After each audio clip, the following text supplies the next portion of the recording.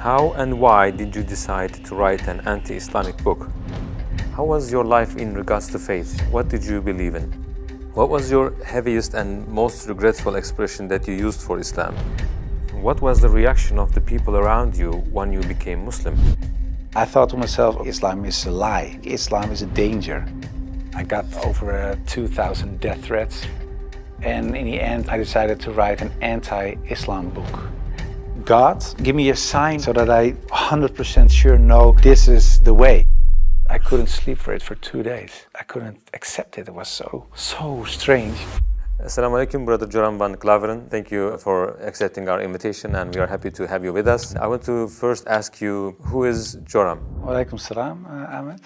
Thank you very much for the invitation. It's a great honor for me to be here. Joram van Klaveren was born on January 23 in 1979 in Amsterdam, in a pretty regular family: father, mother, brother, another brother, younger, a sister, a cat. In Amsterdam, I was born and raised there. We're a practicing Protestant family. After I finished high school, I studied comparative religion. I was a teacher for a few years. There happened a lot of things in the Netherlands, especially in my life. Also, when I look at the bigger picture when it came to Islam, I became politically active for the Freedom Party. I became a member of parliament. And in the end, I decided to write an anti-Islam book, which started as an anti-Islam book, changed into this search for God, and it ended up me becoming a Muslim.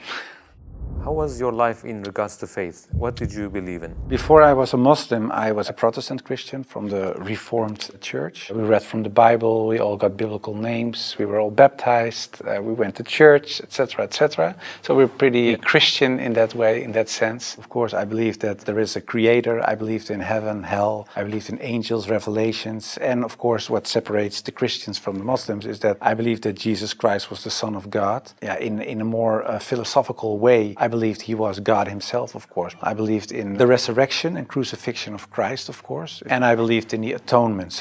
But because the Trinity is a very complex concept, whether you believe it or not, it's still very complex. Because if there is a God in the Bible, it says God is eternal. But if you are eternal and you die, you cannot be eternal, immortal at the same time. So that was something when I was a little older, 16, 17, I started questioning things like that. It's not very logical. I talked to many priests, preachers, even rabbis, and the answers I got weren't very satisfying. That made it for me kind of complex, and in the end I had some doubts about stuff like this, but I said, well, I set it aside and I thought, okay, I just believe it, and perhaps I'm not smart enough to get the whole picture. And I still believed in God. I still believed that Jesus was a very important person. I believed he was the Son of God, but how it exactly was, I left it for what it was. How and why did you decide to write an anti-Islamic book? After high school, I went to university and I did comparative religion. And the remarkable thing, I think, was that the first day of me going to college was September 11, 2001. Already thought, okay, these Muslim guys are kind of crazy and this religion isn't the truth. Then a few years later was this guy in the Netherlands called Theo van Gogh. He was a famous filmmaker and he was killed in the street. He was shot and they tried to slit his throat and they put a knife in his stomach with a letter on it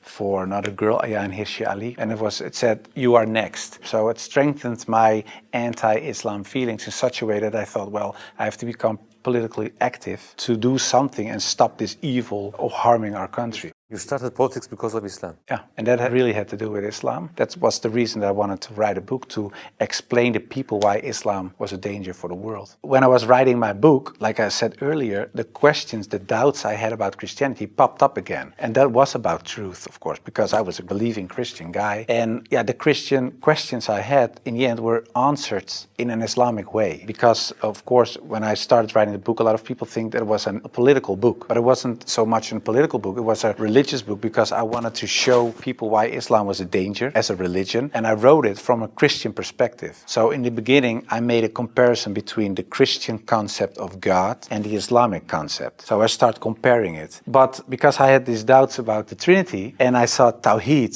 the oneness of God in Islam, I thought, yeah, it sounds a little bit more logical. And then I thought to myself, well, I reread the Bible to refresh myself, to see, okay, why isn't the concept of Islam, the Tawheed concept, isn't isn't the Christian concept. But when I was reading the Old Testament and I saw what the Old Testament prophets said, it was one God, one God, one God. And then I thought, okay, I'll look only at the words of Jesus Christ in the New Testament. And then there's this story in the New Testament where a guy comes to Jesus and he asks him, what is the most important thing in life? How can I gain paradise? And he says there are two things. He says, hear, O Israel, hear your God is one. Treat your neighbor as you want to be treated yourself. So I thought, well, even Jesus Christ says, hear, O Israel, your God is one. So I thought, well, this whole Muslim concept of God sounds more logical, and it's the same concept that I find in the Old and the New Testament. And I know Christianity as a religion teaches something else, but it isn't the concept of God that I find in the Bible. So after weeks and weeks of study,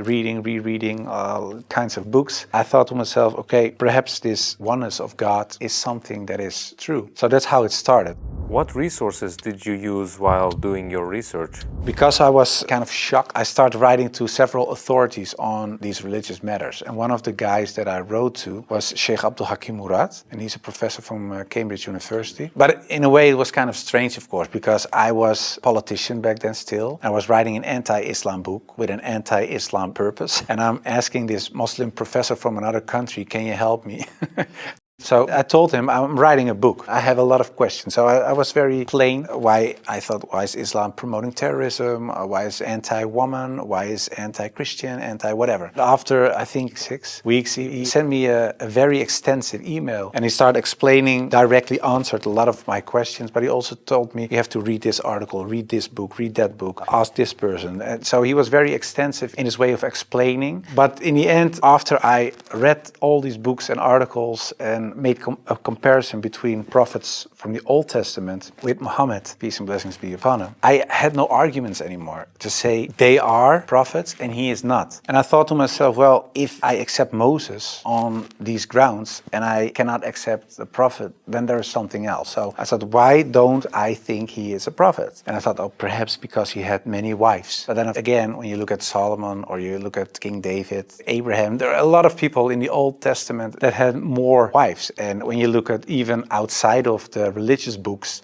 culturally in Europe, in Africa, Asia, everywhere, there were men with several wives for several reasons. So I thought to myself, well, that cannot be a reason either. So one by one, all these reasons fell. And then in the end, I thought, well, I have to say all of them are not prophets. But I didn't believe that because I thought, well, the things they did, they said, the miracles that happened, etc., they were confirmed in what they said and what they did. So they are. And then I said, well, then I have to accept that Prophet Muhammad perhaps is a prophet too. So I was doubting it. So first I thought, well, it's the most evil person I know because of the history. Then I said, well, perhaps it's not that evil, but he's not a prophet. And in the end, I started doubting, perhaps he is a prophet. Yeah, that took, of course, me reading a lot of books again. And the one thing that I think was very wise of Abdul Hakim Murad to say was, he said, well, the books you read about with the anti-Islam arguments are written by non-Muslims. He said, if you want to know more about Christianity, you don't read books from atheists. You start reading the books from the Christians. Why do they believe this? What are the arguments? So that you have to do the same with Islam. So start reading Islamic books from Islamic teachers, from Islamic scholars, etc. And then you can see, if you compare the books on the same topic of people who are Muslim and wrote those books and non-Muslim, you can see where they took the wrong turn, where they translated words in the wrong way, sometimes perhaps even not on purpose, but just because they didn't know, where things are added, where things left out of it. So, and in the end, you see there is this other religion almost created because of all these things. And that's what I did. And that's what I also did with the life of the Prophet, because I read a book from Martin Links, The Life of the Prophet, based on the earliest source of Muhammad. And it was written, of course, by a convert. And his way of reasoning, his way of telling, his way of writing appealed to me because it's culturally the same thing. How do I approach a certain topic, etc. And it was the first time that I saw him not so much as a warlord, because that's the picture I had in my mind, but I saw him as a father, and I saw him as a friend and a teacher, and so much more. And so, yeah, I saw the person and his character, and I said, well, I can say a lot, but I cannot say that this is not a good man. So his character persuaded me to read more and to want to know more.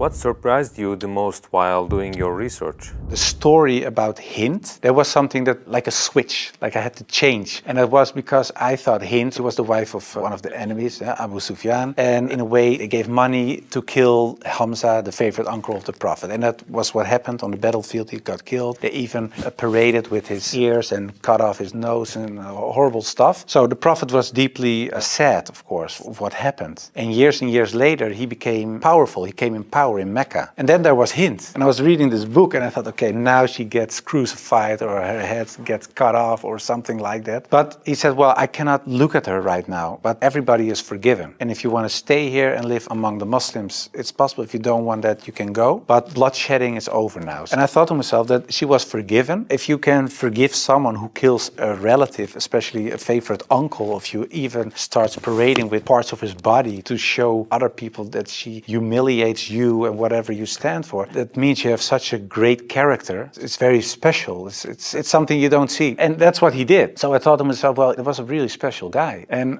when I thought that, I thought, well, I have these arguments for him being a prophet. I see his character. I see the way he treated other people. I see how he treated his enemies. I think he is a prophet. But then I thought to myself, whoa, that's horrible. Because I already accepted this oneness of God. And now I say he is a prophet. If I say there is only one God and Muhammad is his prophet, that's almost shahada. So I thought to myself, okay, let's close the books. Stop. This is going in the wrong direction. And of course, I wasn't that anti-Islam anymore because of what I read, what I saw, and what I experienced. What I tell you now, it sounds a little like a fairy tale, but it really happened. In the end, there were all these books at the table. And when I had this feeling of, yeah, okay, this is shahada in a way, I thought, well, I put all the books away and I put the books on the highest shelf. But there were so many books that a lot of books fell off the shelf. And one of the books that fell off the shelf was the Quran. And when I picked it up, my hand was on a page with Surah 22, Ayat 46. And it says, it's not the eyes that are blind, but the hearts. And I thought to myself, that really is my problem, because it wasn't the eyes. I really could see what I written down myself. Nobody forced me to write this book. Nobody said you have to write this or that. I started writing myself and I could see it with my own eyes, but I still couldn't accept the fact that I said he is a prophet, there is this one God. I just couldn't. So it wasn't my eyes that were blind, but it was really my heart. I couldn't accept it. I think my nafs or whatever, my ego, I couldn't accept it. And I said, well, God, I don't care if it's the God from the Bible or the Quran, give me a sign or something so that I 100% sure know this is the way. And I went to bed, but when I woke up, I felt very secure in myself. I really felt very secure. I've never been more secure about anything else. The whole anxiety or the whole doubting issue, it disappeared like snow for the sun. And I thought to myself, well, I think I'm a Muslim. Well, and then of course I had to tell other people. What was the reaction of the people around you when you became Muslim? Assalamu alaikum, brothers and sisters. We saw that 80% of our audience, including this video, are not subscribed to our channel. As you know, we are a non-profit organization and advertisements are disabled on our videos. So the only reason we are asking for this is to spread the truth. It may seem like a small act, but inshallah, it may be a means of guidance for many people. Now let's click the subscribe button and let's together walk towards eternity.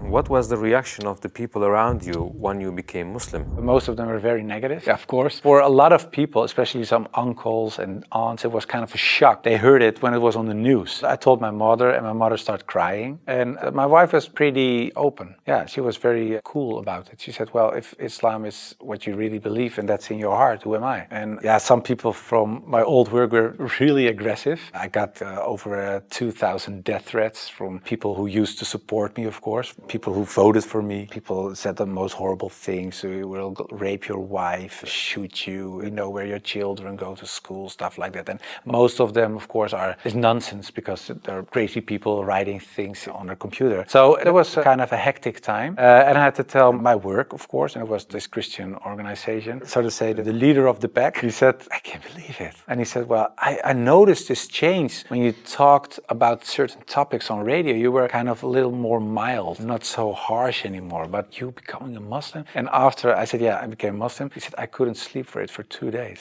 I couldn't accept it. It was so strange. But the hardest part for me was telling my grandfather, because my grandfather was dying and he was 93, 94 years old and he was on his deathbed at home. I had to tell him, and my mother told me, yeah, you have to tell your grandfather. It was her father.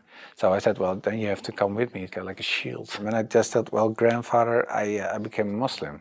And then he closed his eyes. And I thought he stopped breathing because, yeah, he was so old and he really stopped breathing for a while. And then he started breathing again and he looked at me and he said, well, at least you didn't become a Catholic. So it was very funny. The last thing, and my old boss from the radio, he said, well, how do we know that you're not becoming Hindu one day or something else?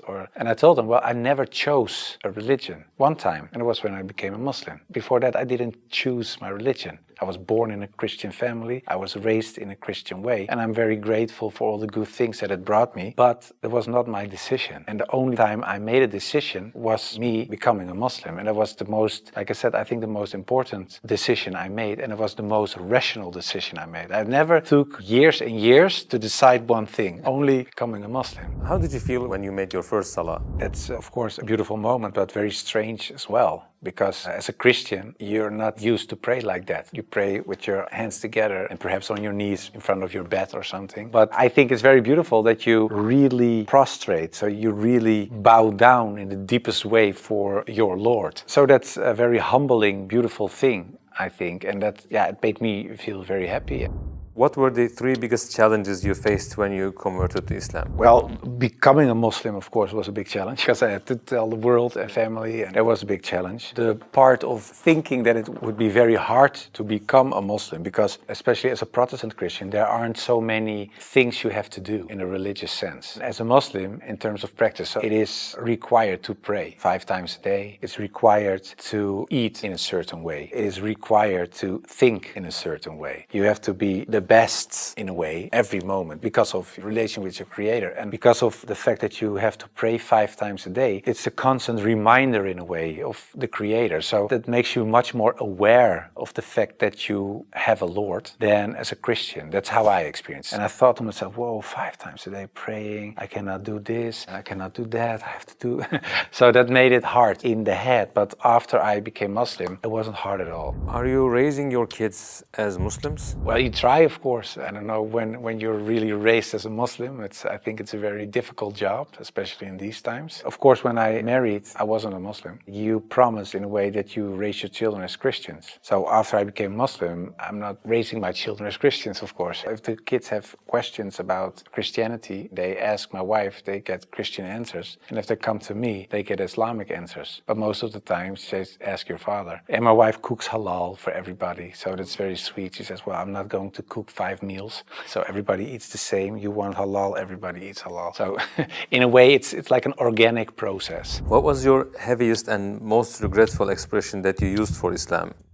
I think Islam is a lie, because that's something I used to say. Islam is a lie, the Quran is poison. But when I said Islam is a lie, that's the whole religion and everything that comes with it. So that's like the highest level of Jahiliyyah in a way.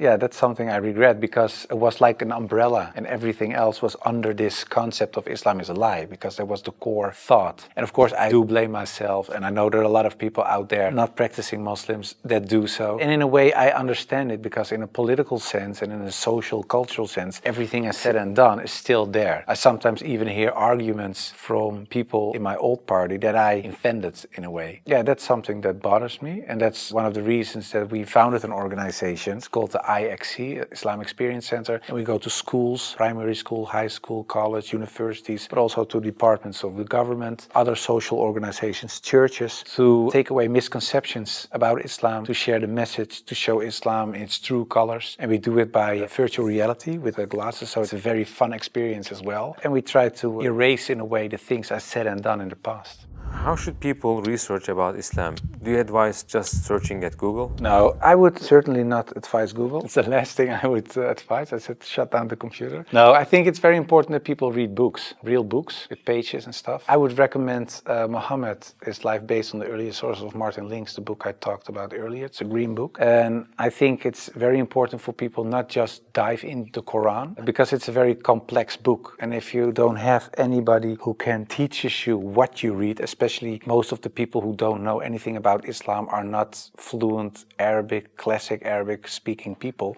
So you will read an interpretation of the Quran or a translation, and most of the time that's not the real deal, of course. So I would advise people just to study the Sirat, study the character and the life of the Prophet, because that's what the tradition teaches us as well. His life was the Quran. He was the living Quran in a way. Just study his Sunnah, and I think that is the best way of discovering Islam. What would you like to say as your final comments? I became much more happy after I became Muslim. So I would like to invite everybody to become Muslim, just because it brings peace to your soul and peace to your heart. It is the truth. It resonates with heart and soul. At least look at it from an Islamic perspective. Try to read and study the life of the Prophet. Try to understand what the Muslims believe. Not so much the behavior of Muslims, because there are a lot of Muslims that don't live like Muslims, including myself. I don't always live like a Muslim. I should, we all do, but you should look at the example of all examples, and it was the Prophet. And if you study his life, perhaps you find guidance that leads you to the truth.